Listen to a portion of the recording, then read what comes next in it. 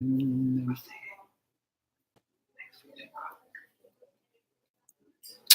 evening, everyone. Om Jnanatimirandasya Gyananjana Shalakaya Chakshuru Militamena Tasmai Shri Guruve Namah. So we're continuing our study of Bhagavad-gita. We're on chapter 9 today. It has described about the bhakti topic.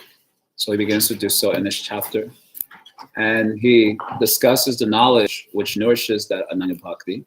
And that knowledge, of course, is knowledge about God himself that nourishes pure devotion to him. So he introduces the subject matter in 3 verses. The first 3 verses of the chapter, so those are the verses we'll take today. His introduction of this topic. So this is the first verse. Idam tu te guhyatamam pravakshami anasuyave Jnanam vijnana sahitam yajkantva mokshashe ashubhat. So idam tu te guhyatamam pravakshami anasuyave. He says, now I will speak to you this most confidential knowledge, guhyatama. The word guhya means like secret or confidential. Or it can also mean like advanced knowledge. Because the more advanced the knowledge is, the less people have it. Right? Just like I know a little bit of math, arithmetic. And I don't remember anything from geometry, algebra 2, trigonometry. I almost didn't graduate high school because of that math. And all of my friends, they were more advanced in math subject. So the more advanced students, those classes are always much smaller. And the basic math classes, they were filled with a lot of us. I didn't know math very well. But those who knew, there's like calculus 1, like this college calculus, those classes were very small because only a few people could understand that knowledge and few people knew it. So the more advanced the knowledge is, the less people have it, the common people have it. So it is called a secret. Not that it's not available to others, but just less people have this knowledge for whatever reasons. So idam tu te guhyatamam pravakshami. I'm speaking to you this most secret knowledge, or most confidential, or most advanced knowledge. That means very few people have this knowledge.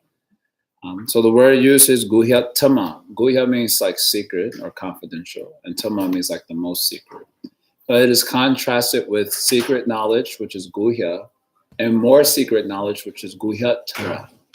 So you have guhya, guhyatara, and guhyatama. You understand? Guhya, guhyatara, and guhyatama. You understand? And what is Krishna speaking in this chapter?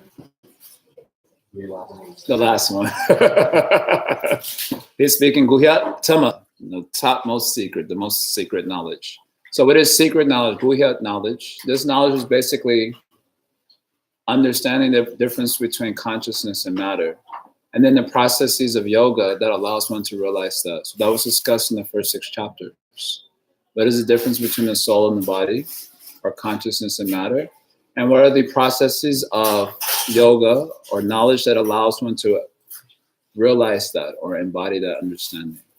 So this is called a secret knowledge because hardly anyone has this knowledge. You go and ask people outside in the street, what is the difference between body and spirit? They will say nothing. No, hardly anyone knows this thing. I remember once being at DePaul University, and a young man told me that there was one balloon across the street from us, and he said the balloon is conscious. I was trying to give some argument for consciousness, and he said, even the balloon is conscious. So I said, how do you know, I thought maybe it was foolish to ask a foolish person such a question. But anyway, I took a risk. I said, how do you argue that the balloon is conscious? So I was like, unfortunately, I didn't bring any cookies with me to prasada. You know, that can only help you at this point. So hardly anyone knows this. Even they're getting big PhDs and all these things, but you ask them who they are, what is the true self, no one can say. So this is secret knowledge. Hardly anyone has this knowledge. So then guhyatara, more secret knowledge, is the knowledge that Krishna taught in chapter 7 and 8, according to our commentators. And what is that knowledge? That is knowledge of the Paramatma, the super soul, and the Shaktis of Paramatma, namely matter, the Apara-prakriti, and Jiva, the Para-prakriti. This is called more secret knowledge. Understanding Paramatma and the Shaktis of Paramatma, Jiva and Maya, Shaktis, and the processes of bhakti by which that Paramatma, or even more than that, spiritual attainment can be actualized. Right? So many types of bhakti were described by which one can come out of Maya and attain some spiritual result, right? We heard about Karma Mishra Bhakti, Jnana Mishra Bhakti, Yoga Mishra Bhakti, and we also heard about Kevala Bhakti, right? And Mishra, the Yoga Mishra Bhakti, right? So this is called as more secret knowledge. So secret knowledge is knowledge about the soul and difference between matter and consciousness and the process by which the soul can be realized. More secret knowledge is about, Bodo, what is more secret knowledge about? I only just said it like seconds ago. More secret knowledge. Oh, that is, huh? What we're about to learn. No, that is Guhyatama, what we're about to learn. What is more secret? That is most secret knowledge. I haven't gotten to that. Secret knowledge is the difference between matter and spirit, process of yoga by which it is realized. Then a more secret knowledge is knowledge of the Paramatma and his Shaktis, Jiva and Maya, and how the Jiva who is bewildered by Maya can come out of Maya by performance of bhakti of different types. You understand? You understand? It's a question. Then Guhyatama is what Krishna wants to discuss here in this chapter. You understand? And now basically exclusive devotion to his form. Okay? You understand? Does chapter 10 also count as that? Yes, and chapter 10 also counts as this as well. So Pravakshami Anusriva, I'm speaking to you this most secret knowledge because you are honestly, you are not envious. So there is qualification for learning this also. The qualification of Adhikara is Anusriva, you should be non-envious. Just like someone says on the street, comment, if God exists, he should show himself to me. But who are you? Why? Who are you so significant a person that you can demand to be, have an audience with God? There should be some qualification, right? Just like now, if you demand to have some audience with the president, then actually that is laughable.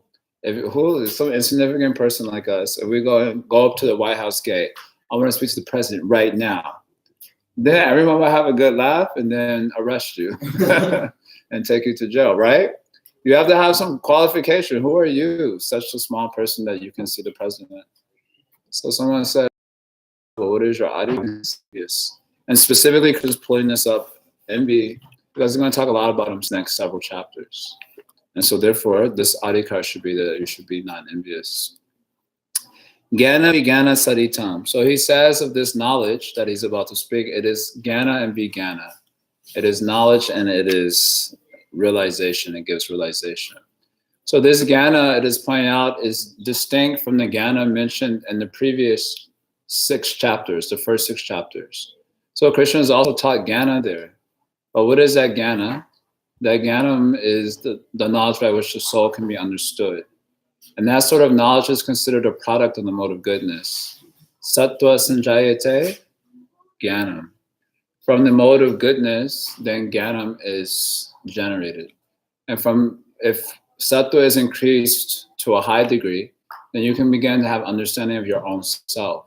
So the knowledge that Krishna spoke about in the first 6 chapters, that knowledge is a knowledge which gives realization of the soul and can lead to liberation. That sort of knowledge is considered a product of the mode of goodness. But the Jnanam that is being taught in this section of the Gita, as indicated in the 2nd verse, says our acharyas, by using the word avyayam, which means imperishable, this Jnanam is imperishable. So the idea here is that this knowledge that Krishna will now speak is transcendental. Transcendental means it is beyond the goodness of nature. So Jnana that we heard in the first 6 chapters of the Gita are part of the gunas of nature, This Gyanam, which it is also Gyan. It is not that it is not, just like sometimes people think that bhakti is not Gyan. Even our own devotees think like that. They think it's all emotion and no knowledge. You close your eyes and just, it's also nice. No problem with closing the eyes and scrunching your face like this, and shaking the head in devotion to the deity. But then they think it is all just heart and sentiment and no knowledge. Unfortunately, many of those persons who think like that, they like to speak also. Yeah. And then they reveal themselves at once. It's so cringy. It's like, just do kirtan, don't talk anything.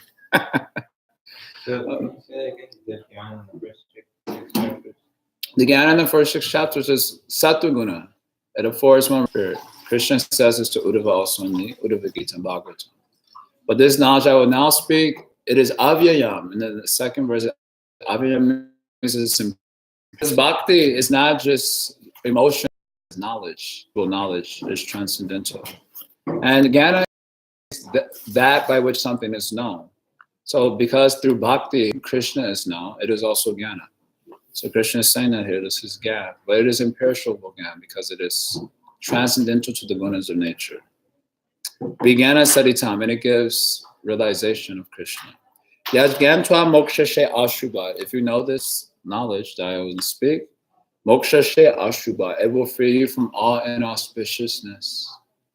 So basic inauspiciousness. So, and then from that inauspicious, so much other inauspiciousness comes. Basically, as we mentioned in previous classes, isn't it? Mine is Bhakti. Raja Vidya Raja Guhyam Pavitra Midam Uttamam Pratyaksha Avagamam Dharmyam Susukam Kartamavya.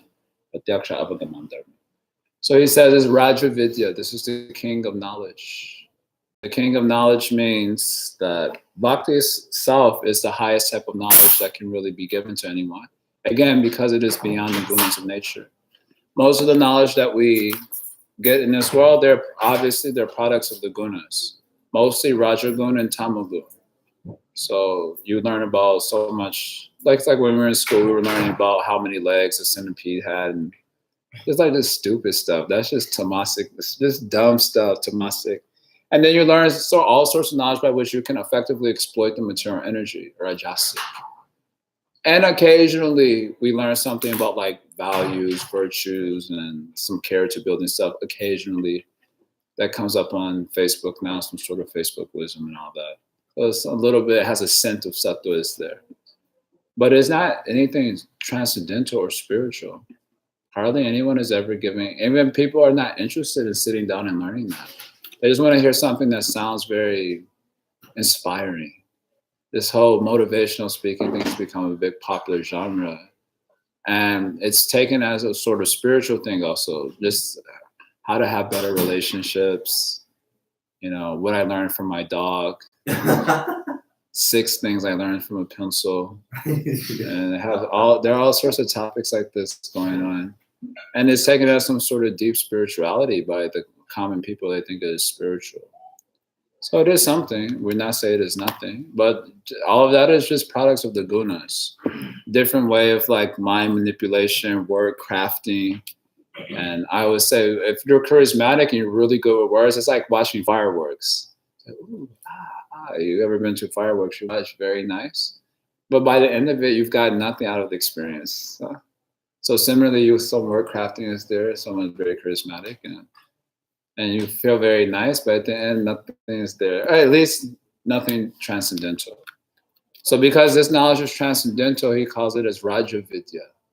It is a king of knowledge. It humbles all other forms of knowledge. In fact, Narada Muni will say later on in the Bhagavatam that even this spiritual knowledge, Nashkarmya, api achuta bhava varjitam, nashobhate jnanam alamnanajana. I quoted this verse the other day also, that even the spiritual knowledge that is devoid of bhakti, achuta bhava, is not very beautiful. So even that knowledge is considered humbled by this knowledge that Krishna will speak. So it is called as Raja Vidya.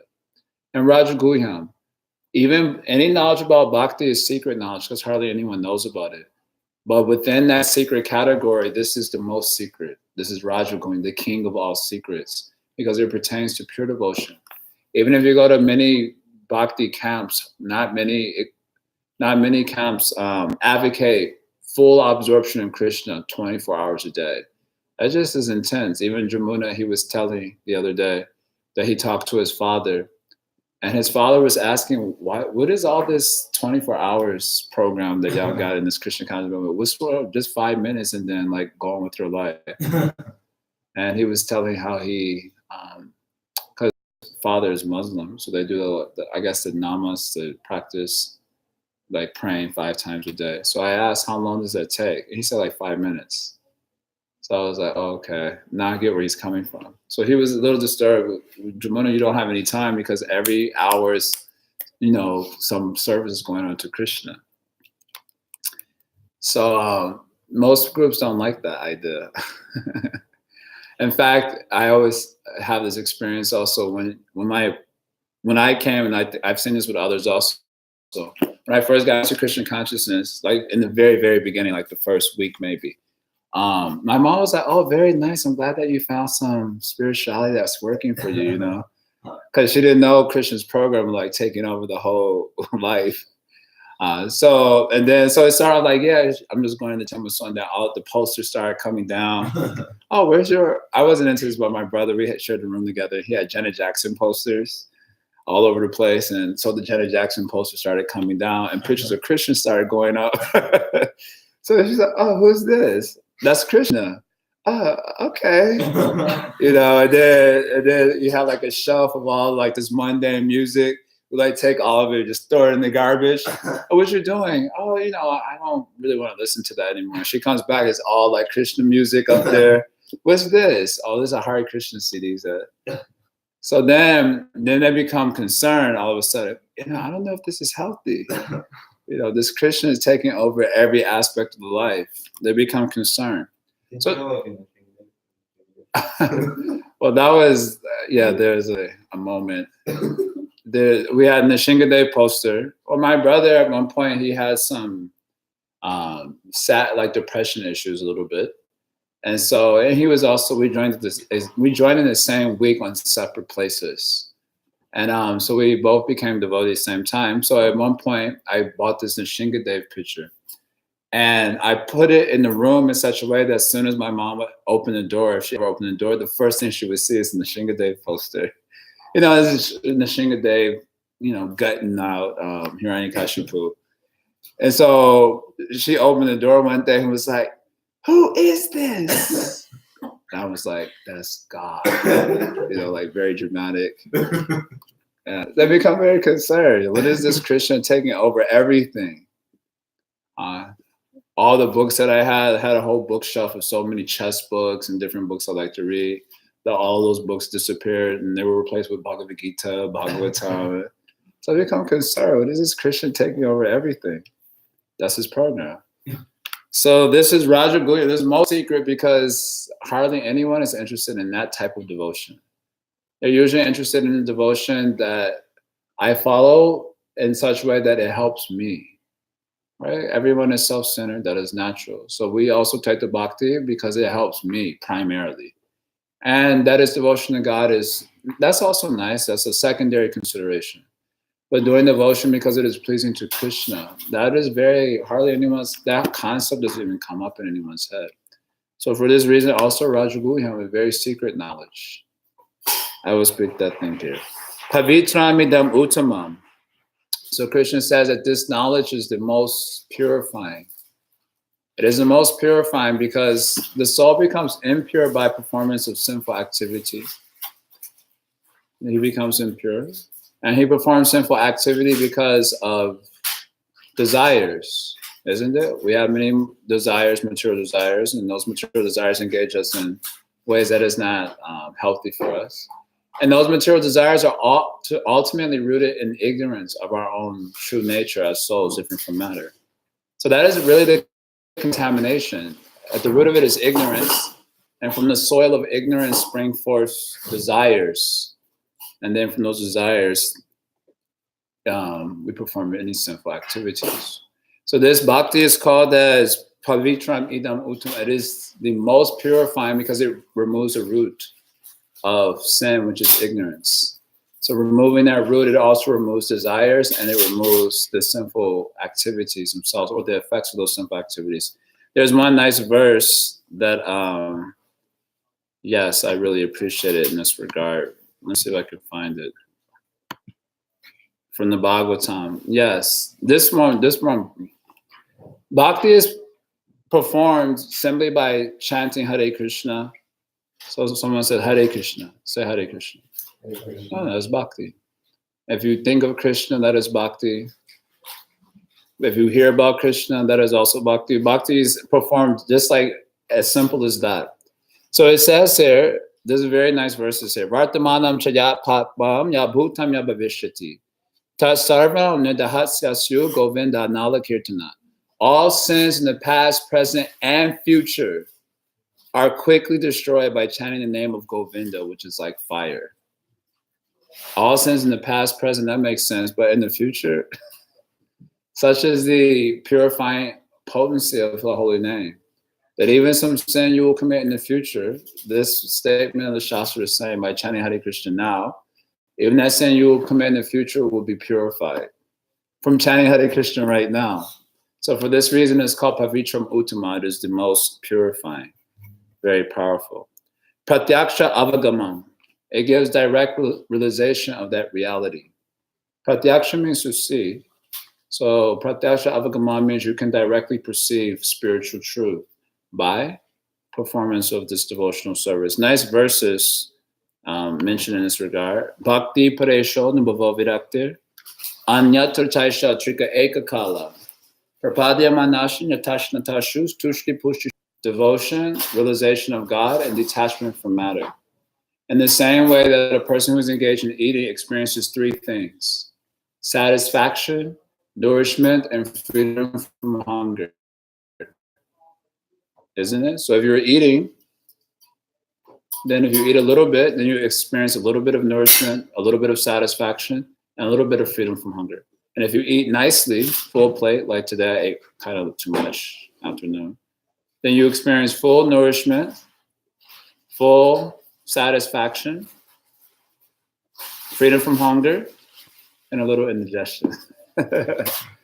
You experience these three things if you eat nicely. So in the same way, if you do little bhakti, then you get a little realization of God, a little bhakti, and you get a little freedom from hunger. And if you do full bhakti, full realization, full devotion, complete freedom from attachment. So this verse is saying that by devotional service, Paresha Anubhava means to realize God.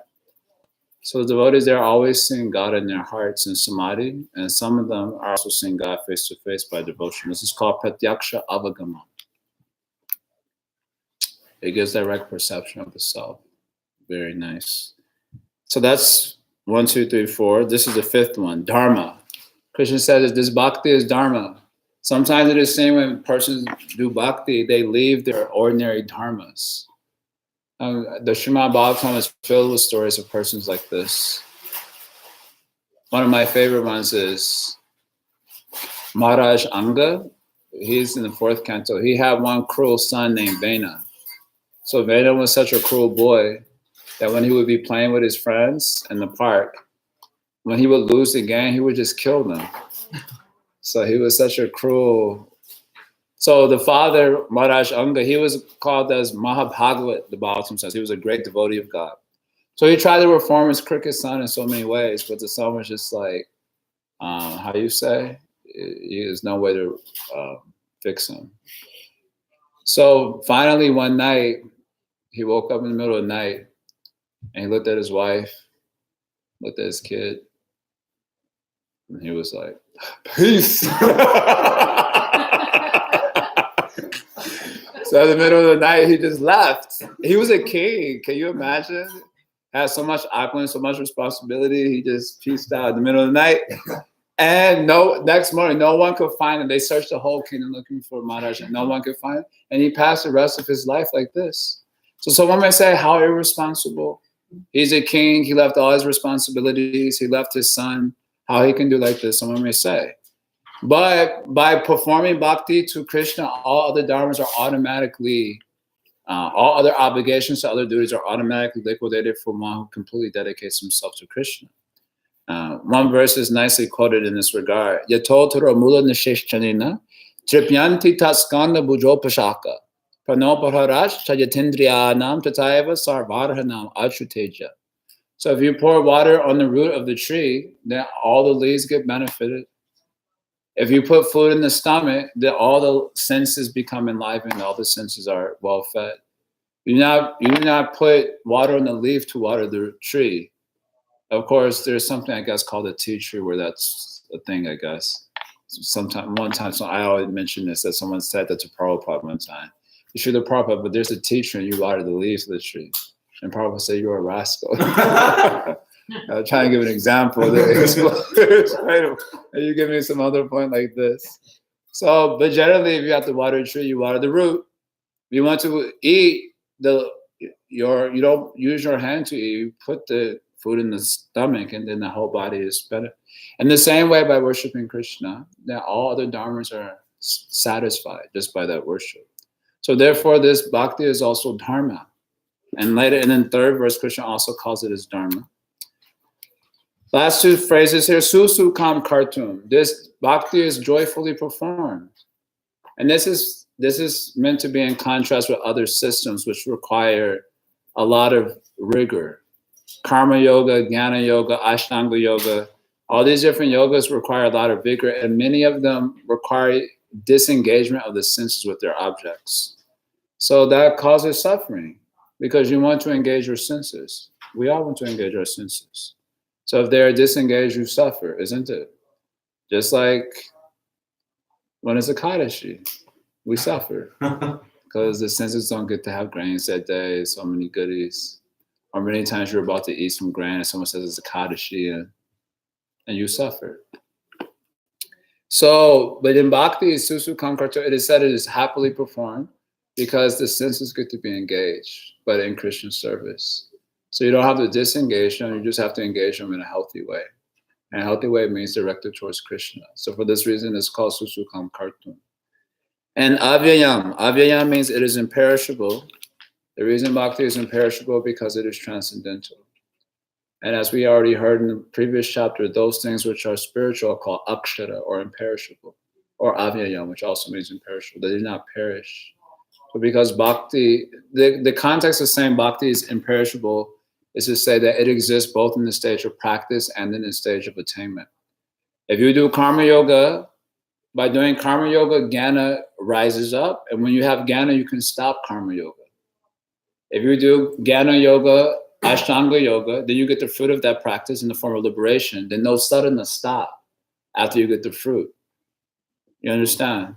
But in bhakti yoga, you get the fruit, which is also bhakti. And so that means bhakti exists in the stage of practice and it also exists in the stage of liberation. Therefore, it is called imperishable. It doesn't stop when you become realized. So in other systems, they have this idea when you become realized and you stop these other practices, you stop these other sadhanas. But in bhakti, if you become realized, then the bhakti just becomes more juicy and sweet, but it doesn't stop. For that reason, it is called as imperishable. You understand? You understand? So this is Krishna speaking 7 glories of bhakti yoga. So the last verse of this passage is a very nice one. Ashadadana purusha dharmasyasya parantapa. So anyone who doesn't have faith in this dharma. So here Krishna is also referring to this as dharma again. This bhakti is dharma. So it's not that why you've left so many other dharmas. No, this bhakti is itself dharma. And if you don't have any faith in this dharma, you're a faithless person. Aprapya mam nivartante, then you will not attain me. What you will get? Mritu samsara vartmani. You get to stay on the path of birth and death. So this bhakti yoga is very important if you're interested in becoming free from the chains of death. And those who don't have faith in it, then they will not become free from the chains of birth and death. That is what Krishna is saying in this last verse. So even if you perform other yoga systems, it has to be combined with bhakti. Krishna's already said that, or indicated that earlier in chapter 7, when he says that no one can surpass this maya. except for by surrender to me. Mameva ye prapadyante mayami tam taranti te. So even if you do some other system of yoga or religion, it has to be combined with bhakti. Otherwise, you will not get free from the chains of birth and death. So that is what Krishna is saying, third verse. So in this way, by speaking the glories of this bhakti yoga, he excites interest to its study in a deeper way. So we'll stop there. 7:32.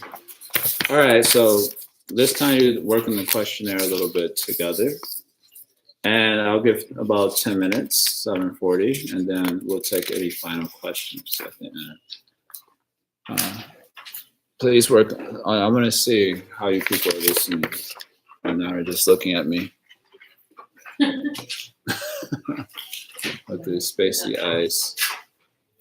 If you like, you can sit with them.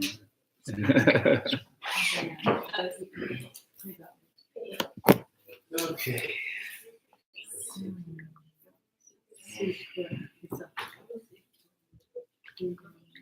Oh.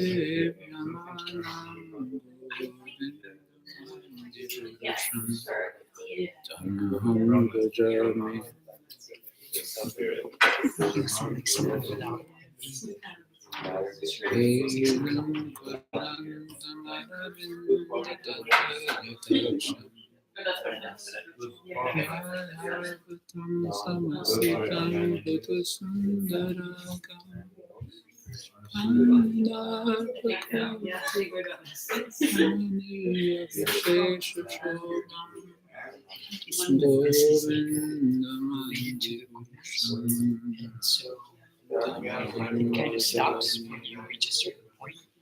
But this is like universal knowledge. So this knowledge like continues even after.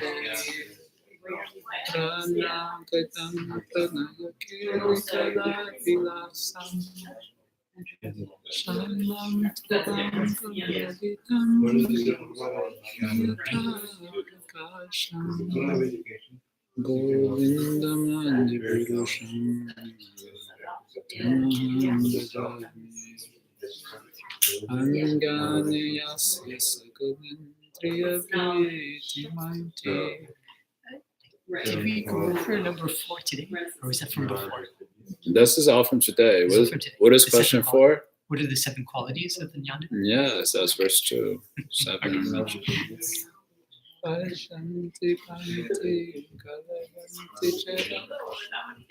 Okay.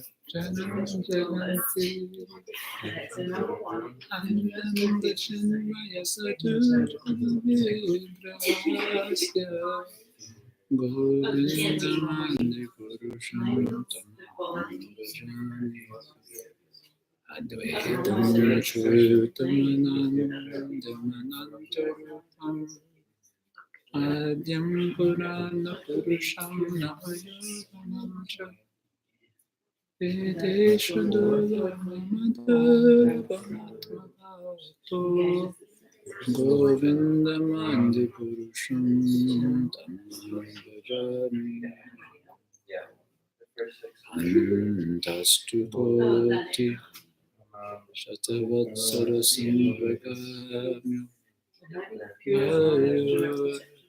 Saratapi Manaso Nipurgavanam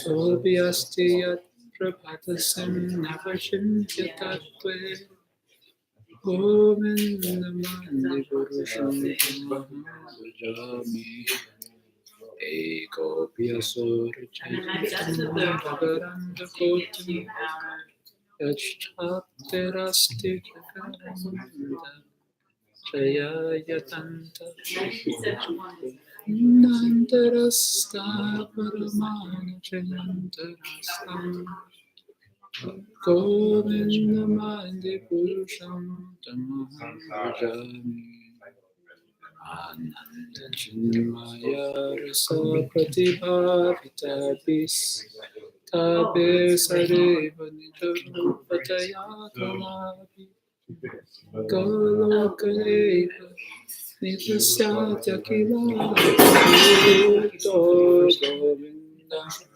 Adi Purusham Tamaham Bhajami Premanjana Surita Bhakti Pilakshana Santa Sadaiva Hridayeshu Vilokayanti Yam Sham Sundam Chintabuna Swarupam Govindam Andi Purusham Tamaham Bhajami Nandi Murti Shukala Niyamena Tishtam Nanavataram Akarum Bhuvaneshikantu Krishna Swayam Samabhavat Paramam Pumanyo Govindamadi Purusham Tamaham Bhajami Yasya Prabha Prabhavito Jagaranta Koti Koti Shapursha Vasudhati Bhuti Vinam Sita Brahmanishkamanam Ashesha Bhutam Govindamadi Purusham Tamaham Bhajami.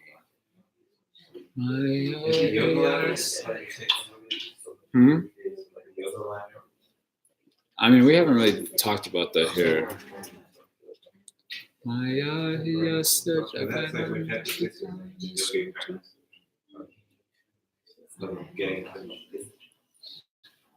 I mean, chapter 6 was about Ashtanga yoga, primarily.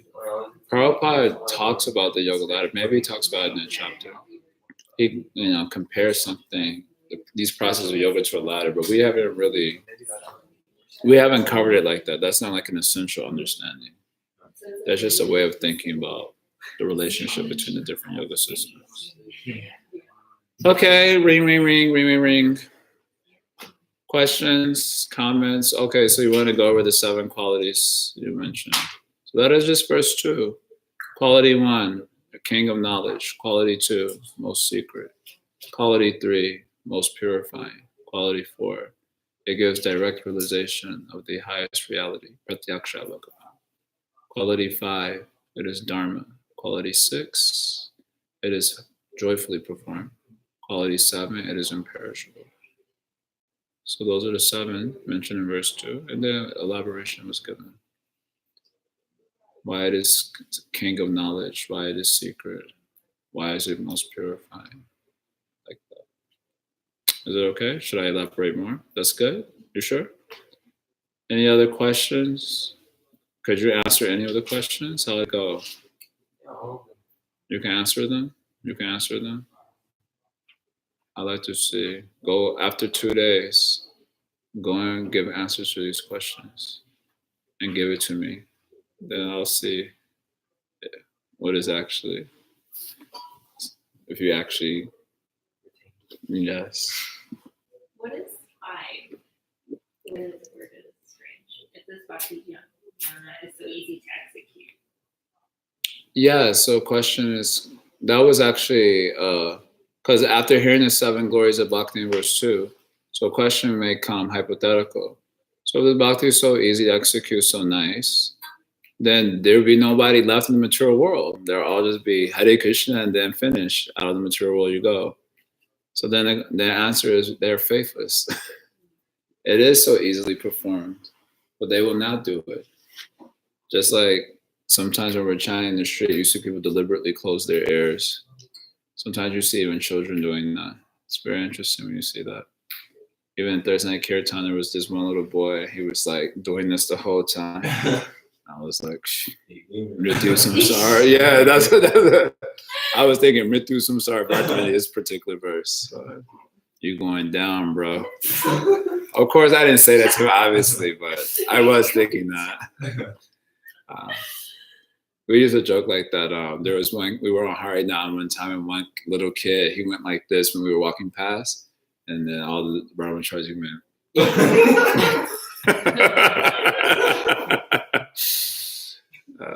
That we were having a little fun. That is actually perhaps ethical, but so this is the reason. Even though it's so easy to perform, they will not do, because ashraddha dhanam purusha. The ashraddha dhanam means they're without faith, so they don't perform. So that's okay. Any questions? Yes. It's kind of a generic question. Yeah. Just for the sake of asking. I mean, it always kind of comes up when you hear these descriptions. Like, what's the point of all these other yoga paths? You know, because there's also Krishna is God in his original form, but of course he has so many expansions who are also the Ishtadeva of other Vaishnavas. Mm-hmm. And so many expansions are worshipped by other people to various degrees. And even like there's they even have their own planets, and there's liberation according to that particular practice and liberation like that. So then it's like, and so then are those destinations eternal? And so I always wonder, like, what's the point of having so many different kinds of destinations when there's the best one, so to speak? Because what is the point of all these other yoga systems? So the answer is basically in short, and well, 2 words. The word is adhikara bheda. So the word adhikara again means qualification, beta means difference. So there's a difference of qualification. So not everyone qualifies for the same process. Just like when you want to go to college, well, maybe all of us don't have this experience, but when you want to go to school, they always have this, they have the schools that they don't know if they qualify for, and then you have like the schools you don't really want to go to, but they're like your backup plan. I don't know what they call that, but like the crappy schools that you know you qualify for, but you don't really want to go to. So it's like this, there are different qualifications, and everyone doesn't qualify for this particular process. And that is exhibited by their lack of attraction to it even, or sometimes in certain cases, their envy, Christians indicating that people can be envious. So because there's so many differences of qualification, there are different paths to address all these different persons. Why are there so many Puranas? Some Puranas are in Tamaguna, some Puranas are in Rajaguna, some Puranas in Sattva-guna, and some are transcendental like the Bhagavatam. They're not really in those modes, but they're addressing people in those modes. So because that's what they have qualification for, so they're interested in that. So for that reason, because of Adhikar Bhed, there's difference in Adhikar. So the scriptures, like a mother, is trying to help everyone out according to where they're at. Yeah. And so I guess like when we say that everyone is servant of Krishna, it seems like it doesn't necessarily mean like Shyam Sundar, No. Krishna. It means Krishna like in all his energies in some Yes. form or another. Yes. Because the jiva is Shakti. So Shakti means energy, and the nature of Shakti is to serve the Shaktiman. Just like your energy serves your body and mind, doesn't it? Use your energy to serve you. So if the soul is Shakti, that means that it inherently is serving the absolute reality, directly or indirectly, but it can't escape that nature of being Shakti. But it doesn't mean that they're a devotee. Yeah. It just means that the soul is Satasha Shakti. We say like this: Jivera Swarupaya Krishnera Nityadas, Krishnera Tatasha Shakti Beta Beta Prakash. So the Jiva is Krishnera, it is Krishna Tatasta Shakti. So he's a Shakti. So as Shakti, his nature is to serve the reality. That is his source. But every Jiva Shakti is not a Bhakta. He becomes Bhakta only when he contacts Bhakti. So the Jiva basically exists as a servant, willingly or unwillingly. And only upon contact with a devotee and Bhakti energy can he be upgraded to the platform of Bhakta. So, is there anywhere where you can rank it more? Bhakti Sandarbha. Bhagavad Sandarbha, there's Paramatma Sandarbha.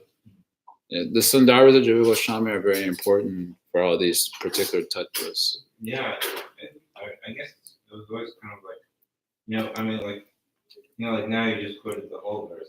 We never quoted the whole verse, so it's just like Krishna. Yeah. Everybody has something innate in their heart.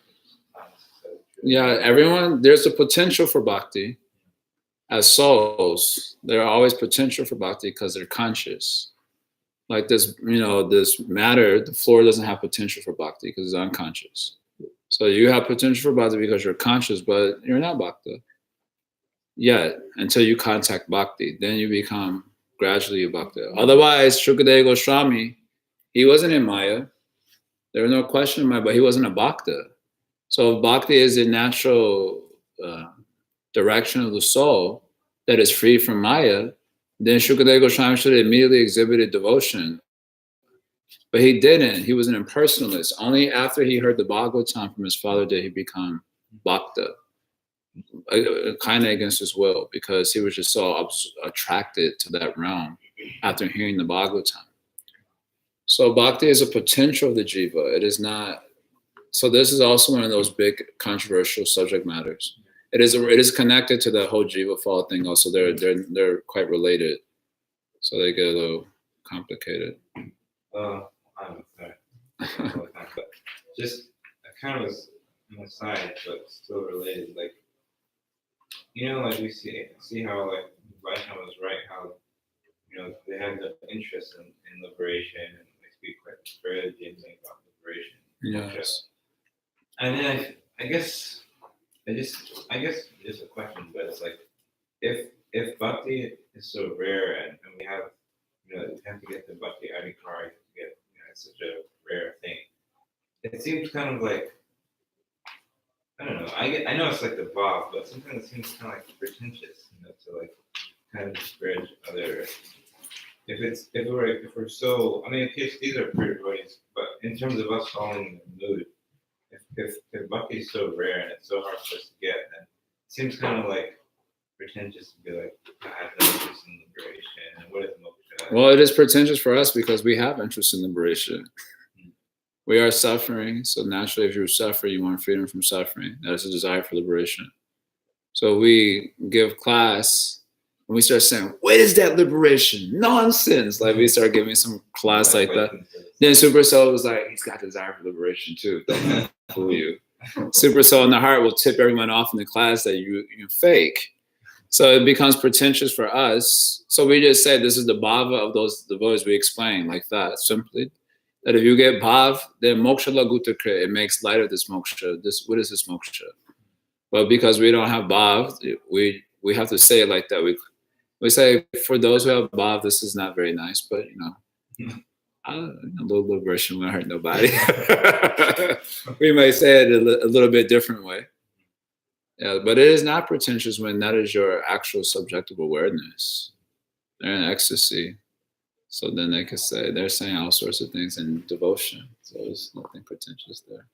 But obviously you can see how those of different paths may not appreciate, hearing this. So what is the adhikar for bhakti yoga? Is it just not being envious of Krishna? Yeah, Krishna indicated that here. The basic adhikar is you have faith and narrations about Krishna. And And what, sorry? And the narrations, topics about Krishna. Jata Shraddha Makatasu. You have faith in hearing Krishna topics about Krishna, topics spoken by Krishna. Then that Shraddha is the indication of adhikar for bhakti. So that Shraddha is given by association with bhaktas. Just like us, before we associated with devotees, we didn't have any interest in Krishna Katha. Even if we knew Bhagavad-gita, we only read the first 6 chapters. That was part that was interesting to us. And that had little to do with Krishna. After associating with devotees and doing kirtan, now we're interested in this bhakti yoga, topics about Krishna, what Krishna has spoken, what others have spoken about Krishna. So that Shraddha is called as the qualification for bhakti. And that is given by a devotee.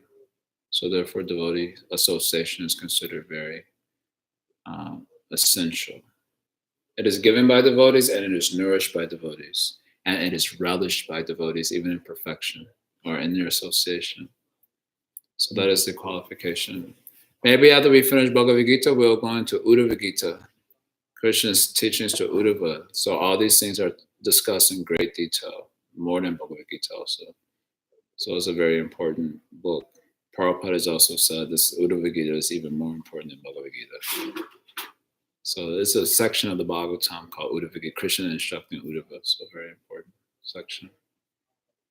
Okay, normally I would take reflections, but it's already over time, so we'll stop there. Abhay, one thing you can share. I had a question also. Really? Is it related?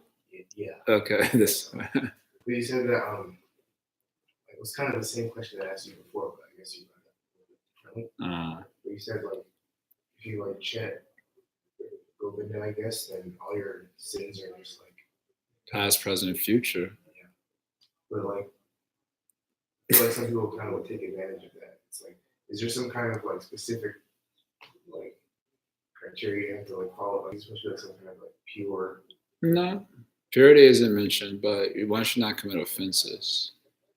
So one of the offenses is do sin and then go Hare Krishna, thinking that you liquidate your sinful behavior. So that's called an aparad. So then if there is aparad, that delimits the extent of that effect. Basically, it's Krishna withdraws his power when there is aparad. And if the aparad is very severe, then he withdraws much of the power. So if you're only doing it because you're trying to get rid of it, then it's not gonna. It won't have the same effect, or the effect means it will affect more slowly because of that mentality is offensive. So the example is given by our acharyas is just like a merchant who gives shelter to you. You're traveling in some trip and you take some merchant and then you abuse him. So because of abuse, then he withdraws his kindness towards you. And then you start suffering tremendously. And from the suffering, you start becoming nice again. And gradually, he'll see if he can trust you again. And then if he can trust you, then again, he gives shelter. So like that, Krishna is giving shelter, but if we abuse by aparad, then he removes that power to some degree. And then it takes time to, just like if you have a broken relationship with someone and you're trying to fix it, it takes some time to fix it. So he's like, I know this fellow's got this weird mentality, so let me see what's going on with it. And then it takes some time before Krishna again fully embraces that soul. So aparad is dangerous, but nothing about purity is mentioned. You can be most impure person also, that is said here. But by chanting holy name, you'll be purified and rescued if you don't commit offense. So that is Ajamil's story is also the case in point. He was a very simple person. He was not pure. But he chanted Hare Krishna and he got full result from that because he didn't commit aparad. And it is also mentioned with Jagai Madhai that even though they did so many sinful activities, they never committed aparad. So that's interesting. I was like, there weren't devotees like around them. Anyway, they never committed aparad, so therefore they were able to give mercy. So if we commit offenses, then it's just like if you offend some person, then they don't want to have anything to do with you. And then if you try to, you apologize and you try to rebuild a relationship, then it takes some time to rebuild it. So in the same way, if you offend Krishna and the 10 offenses are there, then he doesn't want to have anything to do with that person. They're such an offensive person. And then you feel apologetic about that and you again try it. So it may take some time to build that up, that trust. And then again, you invest the full power. What is that? Nam Makari Bahuda Nija Sarva Shakti. So the name always has the power, but it is a person, so he can withdraw the extent of influence, right? According to his own will. We say like this. Yeah, the hard part about these statements is that we live in a society of devotees and they chant Hare Krishna every day, and I'm not saying no results. So that is because the challenge when you live with Vaishnavas and you hear all these amazing things about the holy name and the power of hearing this, that, and you like read it and you like look up, like, oh no. There's some doubts coming. And I remember one Advaita Maharaj joked like this. He said, the same devotees fall down. And he said, none of those things ever gave him any doubts. He said, my doubt came when I heard Prabhupada say, in our movement are the most intelligent people.